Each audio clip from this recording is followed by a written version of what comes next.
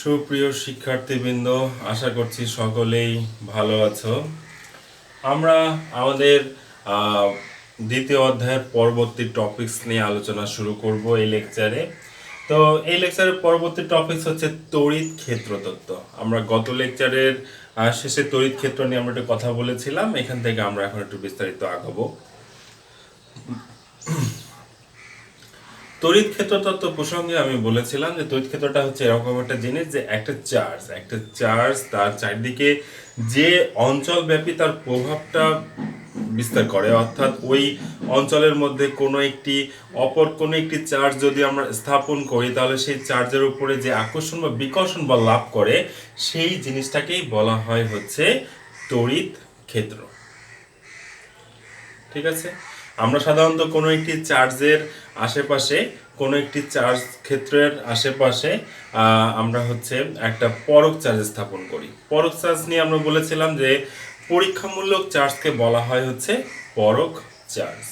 ঠিক আছে, আচ্ছা, তাহলে আমরা যদি এটার ব্যাখ্যায় যাই তাহলে দেখতে পাই, যদি এ স্থানে সুষমভাবে স্থাপিত একটি চার্জিত অঞ্চল থাকে এবং এখান থেকে একটা নির্দিষ্ট দূরত্বে আমরা যদি একটি একক ধনাত্মক পরক চার্জ স্থাপন করি, তাহলে এটা পরক চার্জকে আমরা সাধারণত কিউ নট দ্বারা প্রকাশ করি। পরক চার্জ স্থাপন করলাম, তাহলে যেহেতু এ এর ক্ষেত্রের মধ্যে আছে, এই পরক চার্জটি আমাদের চার্জিত ক্ষেত্রের মধ্যে আছে, তাহলে এর উপরে একটি বল ক্রিয়াশীল থাকবে। এখন বলটা কিরকম ক্রিয়াশীল থাকবে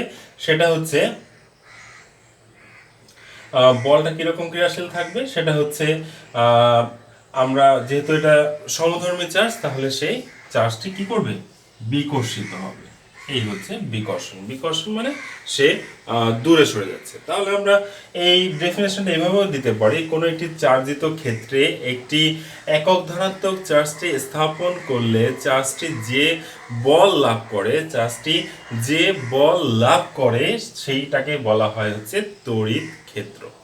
তড়িৎ ক্ষেত্রকে সাধারণত ই দ্বারা প্রকাশ করা হয়। তাহলে ই ভেক্টর ইকুয়াল টু আমরা লিখতে পারি F vector divide by Q naught. E vector equal to F vector divide by Q naught. এটা সাধারণত এটার ভেক্টর রূপ আকারে আছে। আমরা যদি জেনারেল রূপে দেখতে চাই, রূপ লিখতে চাই, তাহলে E equal to F by Q. এটিকেও তোমরা একটু লিখে রাখো, কিউ বা কিউ নট দ্বারা আমরা লিখতে পারি। এটিকেও তোমরা একটু লিখে বক্স করে রাখো, এটিও অনেক সময় আমাদের প্রয়োজন হয়। আচ্ছা, এখন এর একক কি? তড়িৎ ক্ষেত্রের একক কি? তড়িৎ ক্ষেত্রের একক হচ্ছে, দেখো এখানে কুলম্ব বলের, এই বলটা হচ্ছে কুলম্ব বল। অবভিয়াসলি কুলম্ব বল বুঝতেই পারছো, ছবি দেখেই বুঝতে পারছো।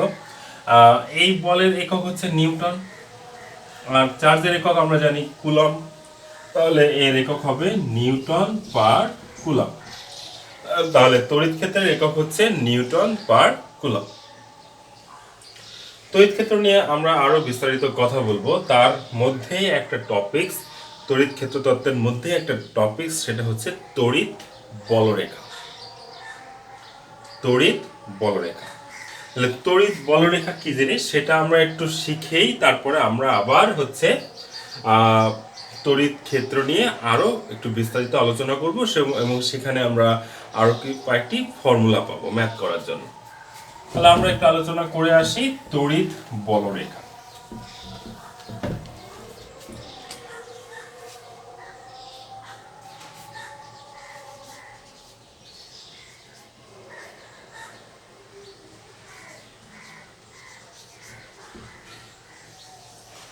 তড়িৎ বলরেখা কাকে বলে? তড়িৎ ক্ষেত্রে স্থাপিত একটি একক ধনাত্মক চার্জ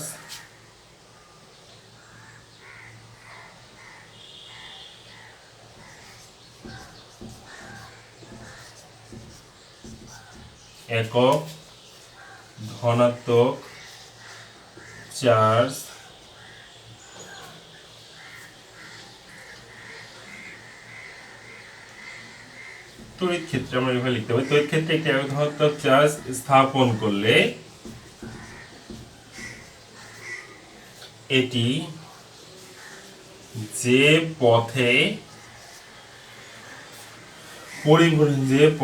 পরিভ্রমণ করে তাকে তড়িৎ বলরেখা বলে। ঠিক আছে, তাহলে আমি আবারও বলছি ডেফিনেশনটি।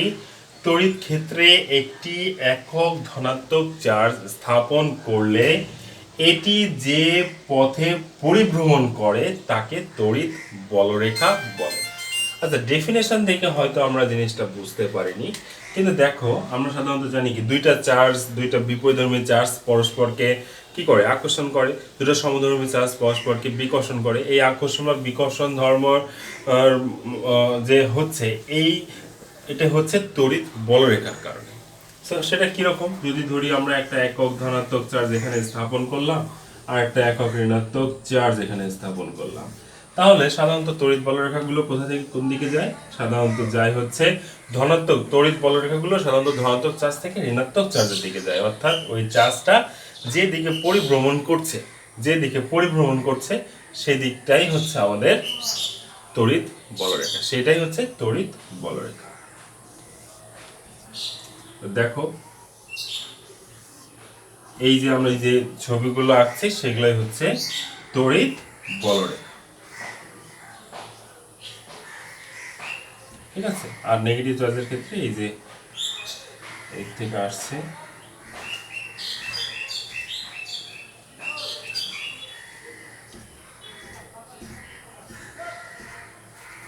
এই হচ্ছে তড়িৎ বলরেখা। হ্যাঁ, তোমাদের মনে প্রশ্ন জেগেছে, যদি একটা ধনাত্মক চার্জ থাকে একটা ঋণাত্মক চার্জ থাকে তাহলে তড়িৎ বলরেখা কি হবে? আচ্ছা, তাহলে একটা ধনাত্মক চার্জ থাকলে যে বিষয়টা হবে, বলতে পারো যে একটা ধনাত্মক চার্জ থাকলে কি হবে? একটা ধনাত্মক চার্জ থাকলে যেটা হবে সেটা হচ্ছে তড়িৎ বলরেখাগুলো উৎপন্ন হয়ে অসীমের দিকে চলে যাবে। তড়িৎ বলরেখা উৎপন্ন হয়ে অসীমের দিকে চলে যাবে। তাহলে একটা ঋণাত্মক চার্জ থাকলে কি হবে? একটা ঋণাত্মক চার্জ থাকলে তড়িৎ বলরেখাগুলো অসীম দ্রুত থেকে ওই চার্জের উপরে পতিত হবে। অসীম দ্রুত থেকে ওই চার্জের উপরে পতিত হবে। একটা ধনাত্মক চার্জ থাকলে বলরেখাগুলো অসীমের দিকে ছড়িয়ে যাবে, আর একটা ঋণাত্মক চার্জ থাকলে অসীম থেকে ওই চার্জের উপরে তড়িৎ বলরেখাগুলো পতিত হবে। ঠিক আছে, তো এটা হচ্ছে আমাদের তড়িৎ বলরেখা। তো তড়িৎ বলরেখার কিছু ধর্ম আছে যেগুলো ভেরি ভেরি ইম্পর্টেন্ট, সেগুলো আমাদের শিখতে হবে। আমরা সেগুলো একটু শিখে ফেলবো। তড়িৎ বলরেখার ধর্ম বা বৈশিষ্ট্য, আমাদের পরবর্তী টপিক তড়িৎ বলরেখার ধর্ম। তড়িৎ বলরেখার ধর্ম আমরা 7-8টি ধর্ম পাবো, সেগুলো একটু আমরা লিখে লিখে শিখে ফেলি। তড়িৎ বক্ররেখাগুলো খোলা বক্ররেখা। তড়িৎ বলরেখাগুলো খোলা বক্ররেখা। ঠিক আছে, 2 নম্বরে আমরা পাই হচ্ছে তড়িৎ বলরেখা। এটা আমরা পড়েছি, তড়িৎ বলরেখা। তড়িৎ বলরেখা সব সময় ধনাত্মক চার্জ থেকে উৎপন্ন হয়ে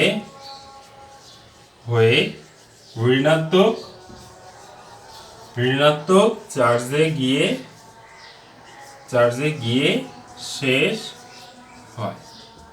প্রাথমিকভাবে মনে হতে পারে তাহলে কি তড়িৎ বলরেখাগুলো বদ্ধ বলরেখা? এর আনসার হচ্ছে তড়িৎ বলরেখাগুলো বদ্ধ বলরেখা নয়। তড়িৎ বলরেখাগুলো খোলা বক্ররেখা, সেটা 1 নম্বরেই পড়েছি। আর 2 নম্বরে আমরা এই থেকে বলতে, এই জিনিসটা থেকে মনে হতে পারে এগুলো কি বদ্ধ নয়, এরা পর্যায়ক্রমিক এইভাবে চলতেই থাকে। পাশে একটা চার্জ থাকলে সেখান থেকে আবার বলরেখা আসবে, অর্থাৎ এরা হচ্ছে বদ্ধ বলরেখা নয়, এরা হচ্ছে খোলা বক্ররেখা। 3 নম্বরের ক্ষেত্রে আমরা বলতে পারি তড়িৎ বলরেখাগুলো পরস্পরকে পাশের দিকে বিকর্ষণ করে। তড়িৎ বলরেখাগুলো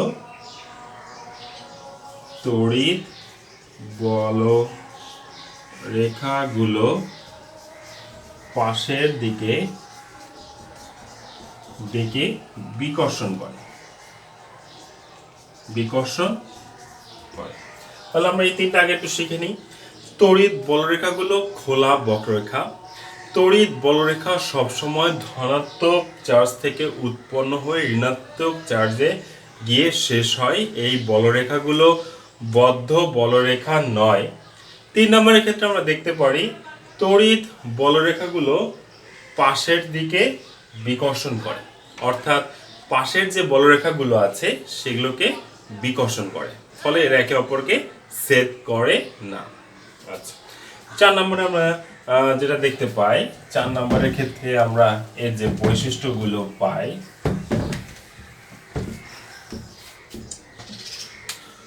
স্থির বলরেখাগুলো সর্বদা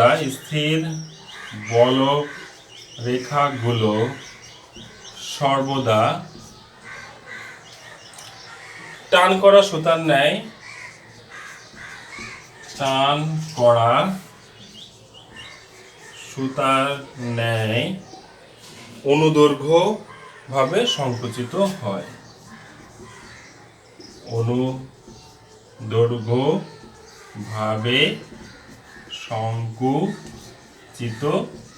হয়। ঠিক আছে, তাহলে আমরা কি পেলাম?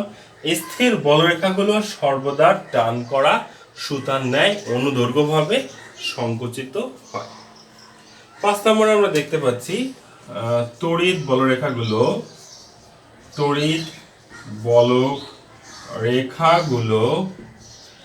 একে অপরকে ছেদ করে না। ঠিক আছে, আচ্ছা, 6 নম্বরে দেখতে পাচ্ছি তড়িৎ বলরেখা সর্বদা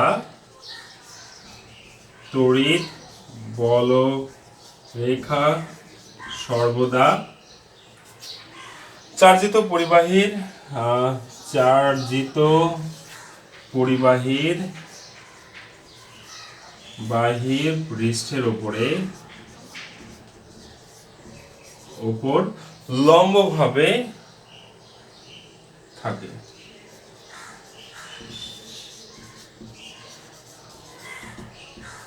ঠিক আছে, তাহলে আমরা কি পেলাম?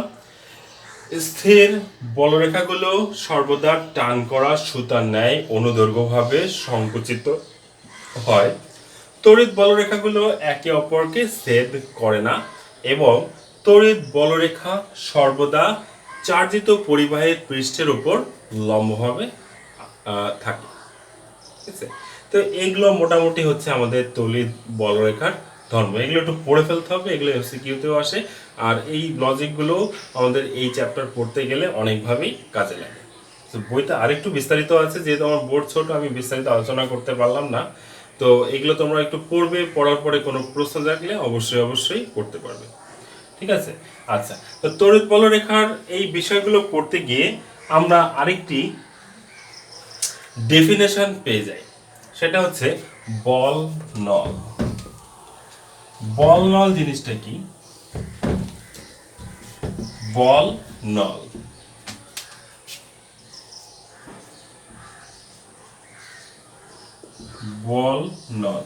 ভেরি ইম্পর্টেন্ট জ্ঞানমূলক কোয়েশ্চেন। তো বল নল জিনিসটা কি? আমরা দেখতে পাচ্ছি কি, এই পর্যন্ত আমরা জেনেছি যে একটা চার্জ থেকে অসংখ্য বলরেখা নির্গত হয়, আবার একটা চার্জের উপর অনেকগুলো বলরেখা আপতিত হয়। ঠিক আছে, আচ্ছা, এই বলরেখাগুলোকে বলরেখা গুচ্ছভাবে কল্পনা করা হয়। কল্পিত এই সকল বলরেখা গুচ্ছকে বলা হয় বল নল। আচ্ছা, আমি একটা ছবি আঁকি, ছবি আঁকলে তোমরা বুঝতে পারবে এটা একটা প্লাস চার্জ, এটা একটা মাইনাস চার্জ। যে ছবিটা আমি এঁকেছিলাম প্লাস থেকে মাইনাসের দিকে বলরেখা যাচ্ছে, প্লাস থেকে মাইনাসের দিকে।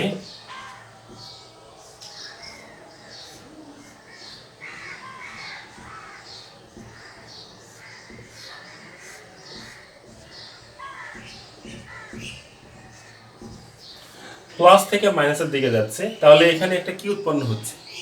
বলরেখা গুচ্ছ উৎপন্ন হয়েছে, বলরেখা গুচ্ছ উৎপন্ন হয়েছে। এগুলো সবই কাল্পনিক, এগুলো কিন্তু দেখা যায় না। এই জিনিসগুলো আমরা আকর্ষণ বিকর্ষণটা বুঝতে পারি যে এটা দুটো চার্জ আকর্ষিত হচ্ছে বিকর্ষিত হচ্ছে, কিন্তু এই আকর্ষণ বিকর্ষণ কিন্তু দেখা যায় না। ঠিক আছে, এগুলো আমরা চিন্তা করি যে এরকম বলরেখা উৎপন্ন হয়। তাহলে এই যে বলরেখা গুচ্ছ উৎপন্ন হচ্ছে, এই কল্পিত এই বলরেখা গুচ্ছকেই বলা হয় হচ্ছে বল নল। আমি আবারও বলছি, কল্পিত এই বলরেখা গুচ্ছকেই বলা হয় হচ্ছে বল নল। ঠিক আছে, ভেরি ভেরি ইম্পর্টেন্ট টাইপের জ্ঞানমূলক প্রশ্ন। পরবর্তী টপিকসে আমরা চলে যাব বিন্দু চার্জের জন্য তড়িৎ ক্ষেত্র। ভেরি ভেরি ইম্পর্টেন্ট টপিকস এটা আমাদের। ঠিক আছে, ভেরি ভেরি ইম্পর্টেন্ট টপিকস। এখান থেকে আমরা ফর্মুলা পেয়ে যাব, এখান থেকে আমরা ম্যাথ করার ফর্মুলা পেয়ে যাব। বিন্দু চার্জের জন্য, বিন্দু চার্জের জন্য তড়িৎ ক্ষেত্র।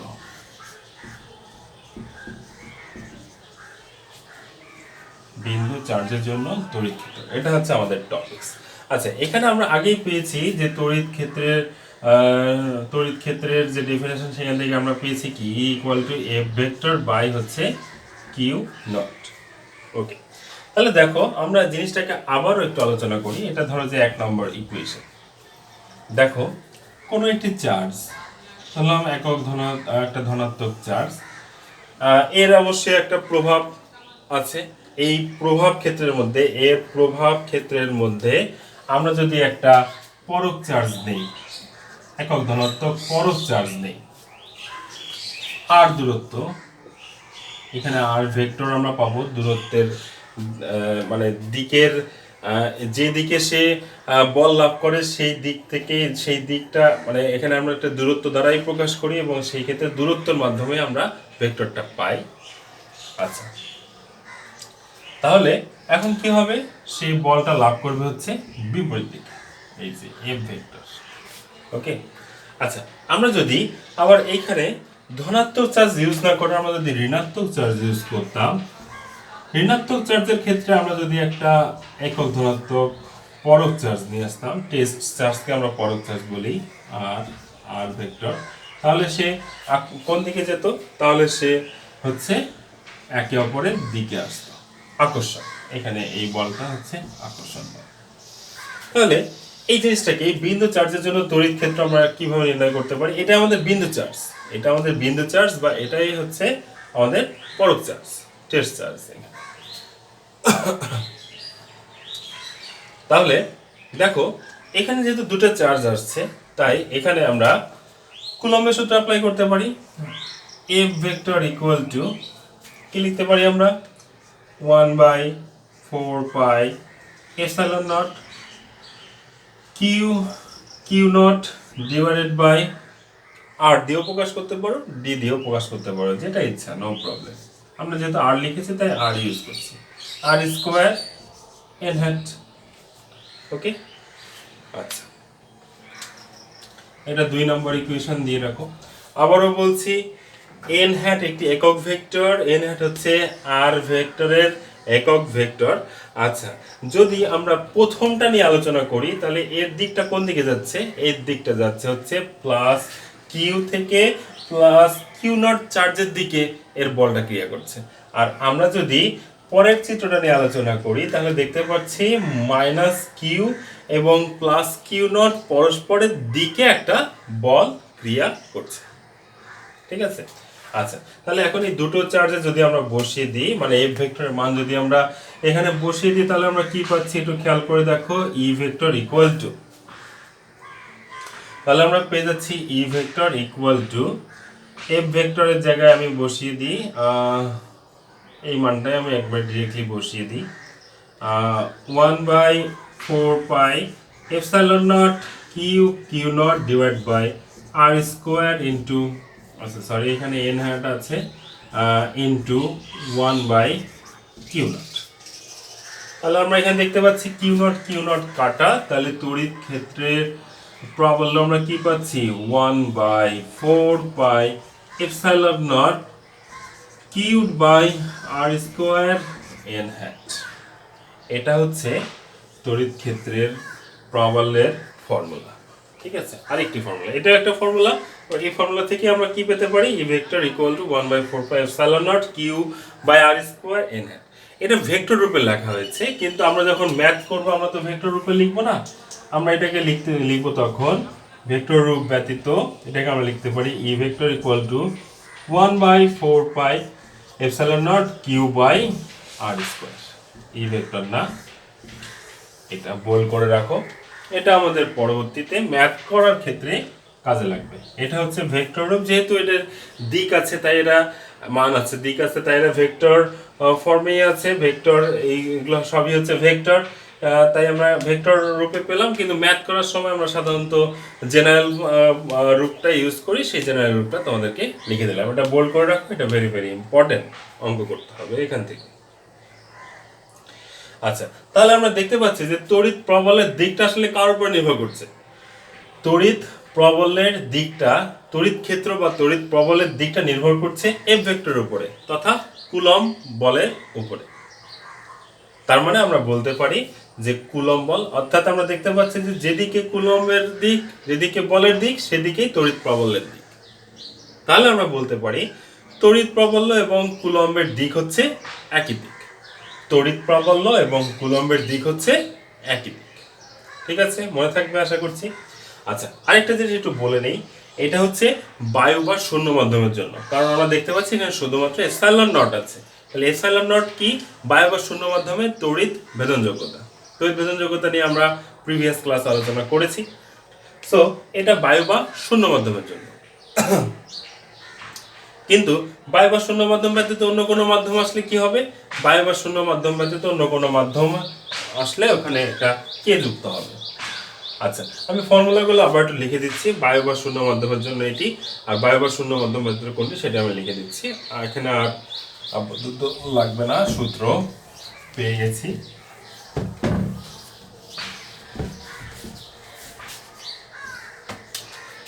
আচ্ছা, তাহলে আমরা কি পেলাম?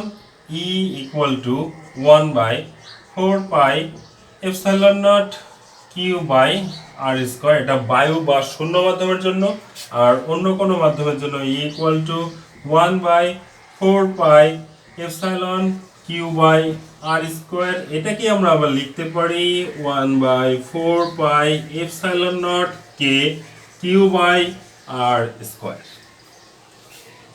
ঠিক আছে, আচ্ছা, তাহলে এটা হচ্ছে বায়ু বা শূন্য মাধ্যমের জন্য এক নম্বর এটা, আর দুই নম্বর হচ্ছে বায়ু বা শূন্য মাধ্যম ব্যতীত অন্য যে কোনো মাধ্যমের জন্য। এখানে কেটাকে বলা হয় পরাবৈদ্যুতিক ধ্রুবক বা ডাইইলেকট্রিক কনস্ট্যান্ট, যেটা নিয়ে আমি বলেছি যে এই টপিকসগুলোর শেষে আলোচনা করব। ঠিক আছে, আচ্ছা, তাহলে আমাদের এই টপিকস শেষ হয়ে গেল।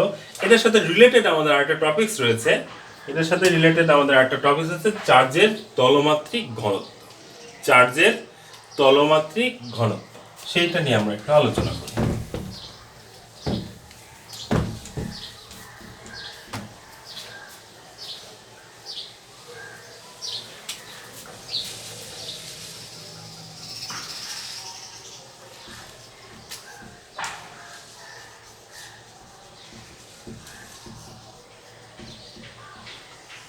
চার্জের তলমাত্রিক ঘনত্বটা কি জিনিস?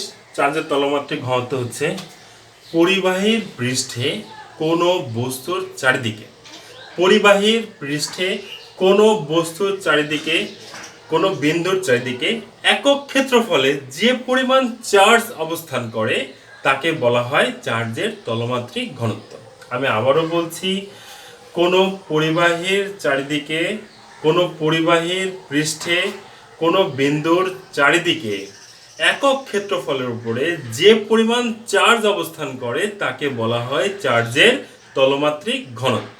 ঠিক আছে, চার্জের তলমাত্রিক ঘনত্বকে প্রকাশ করা হয় হচ্ছে সিগমা দ্বারা। চার্জের তলমাত্রিক ঘনত্বকে প্রকাশ করা হয় সিগমা দ্বারা। তাহলে সিগমা ইকুয়াল টু আমরা কি লিখতে পারি? কিউ বাই এ। আচ্ছা, এটা পরিবাহী যদি একটা গোলক আকৃতির পরিবাহী হয় তাহলে তার ক্ষেত্রে আমরা লিখতে পারি Q by 4 pi R square. তাহলে এর একক কি হবে? এর একক সিগমা। আচ্ছা, দেখতেই পাচ্ছেন এখানে চার্জ আর দৈর্ঘ্য। আর এখানে যেহেতু গোলক নিয়ে কথা বলেছে তাই এটা হচ্ছে কি ব্যাসার্ধ। ব্যাসার্ধ তো এক ধরনের দূরত্বই। তাহলে চার্জ বাই দূরত্বের বর্গ। তাহলে আমরা এখানে লিখতে পারি চার্জের একক কুলম্ব আর দূরত্বের একক হচ্ছে মিটার স্কোয়ার। তাহলে পার মিটার স্কোয়ার। এই কুলম্ব পার মিটার স্কোয়ারই হচ্ছে আমাদের চার্জের তলমাত্রিক ঘনত্বের একক। Very very important, very very important. এটা এমসিকিউ এ প্রায় দেখা যায়। এটা চার্জের তলমাত্রিক ঘনত্ব হচ্ছে sigma equal to Q by A, অর্থাৎ কোন পরিবাহীর তলের কোন বিন্দুর চারিদিকে একক ক্ষেত্রফলে যে পরিমাণ চার্জ পাওয়া যায় বা যে পরিমাণ চার্জ অবস্থান করে তাকেই বলা হয় চার্জের তলমাত্রিক ঘনত্ব। Sigma equal to Q by A, sigma equal to Q by 4 pi R square. এর একক আমরা পেলাম কুলম্ব পার মিটার স্কোয়ার। তাহলে এখন আমরা এই চার্জের তলমাত্রিক ঘনত্ব দিয়ে দুইটি সম্পর্ক আমরা পাবো। প্রথম সম্পর্কটি কি? প্রথম দুটি চার্জিত পরিবাহীর চার্জের তলমাত্রিক ঘনত্বের তুলনা।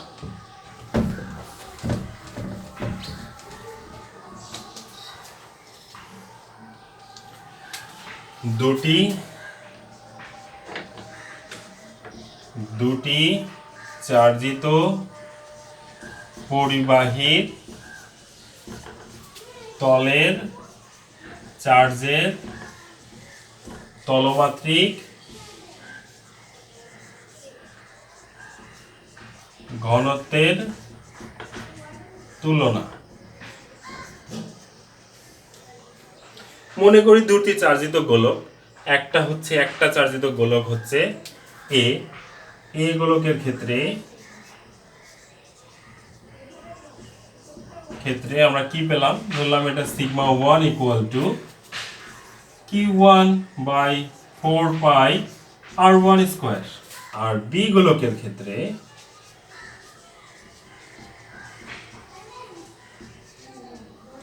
সিগমা 2 নাম দিতে পারি, sigma 2 equal to Q2 by 4 pi R2 square. এদের যদি আমরা অনুপাত আকারে লিখি তাহলে আমরা লিখতে পারি sigma 1 by sigma 2 equal to, যদি অনুপাত আকারে লিখি তাহলে আমরা পেয়ে যাই Q1 বাই হচ্ছে 4 pi R1 square into 4 pi R2 square divide by Q। ঠিক আছে, তাহলে দেখো এটা হচ্ছে এ গোলকের ক্ষেত্রে সিগমা 1, এটা হচ্ছে বি গোলকের ক্ষেত্রে এটা সিগমা 2 বা চার্জের তলমাত্রিক ঘনত্ব পেয়ে গেলাম। তাদেরকে যদি আমরা অনুপাত আকারে লিখি তাহলে এটা আসে। তাহলে এখন দেখো যদি আমরা এটা কাটাকাটি করি তাহলে 4 পাই কাটা, তাহলে কি পাচ্ছি? Sigma 1 by sigma 2 equal to Q1 by Q2 into R2 square by R1 square. যদি একই পরিমাণ চার্জ হয়, যদি চার্জের পরিমাণ সমান থাকে তাহলে আমরা লিখতে পারি Q1 ইকুয়াল টু Q2। যদি চার্জের পরিমাণ সমান থাকে তাহলে আমরা লিখতে পারি Q1 ইকুয়াল টু Q2। তাহলে এটা হয়ে যায় sigma 1 by sigma 2 equal to R2 square by R1 square. বা এটাকে আমরা লিখতে পারি therefore সিগমা 1 অনুপাত is to sigma 2 equal to R2 square is to R1 square. এই হচ্ছে দুটি চার্জিত পরিবাহী তলের চার্জের তলমাত্রিক ঘনত্বের তুলনা। সমপরিমাণ চার্জের ক্ষেত্রে দুটি চার্জিত পরিবাহী তলের চার্জের তলমাত্রিক ঘনত্বের তুলনা। Sigma 1 is to sigma 2 equal to R2 square is to R2 R1 square. অর্থাৎ চার্জের তলমাত্রিক ঘনত্ব নির্ভর করছে এদের ব্যাসার্ধের উপরে। ঠিক আছে, আচ্ছা তাহলে আমরা আমাদের আরেকটি টপিক আমরা একটু দেখে নেই, সেটা হচ্ছে তড়িৎ প্রাবল্য এবং চার্জের তলমাত্রিক ঘনত্বের মধ্যে সম্পর্ক। তড়িৎ প্রাবল্য ও চার্জের তলমাত্রিক ঘনত্বের মধ্যে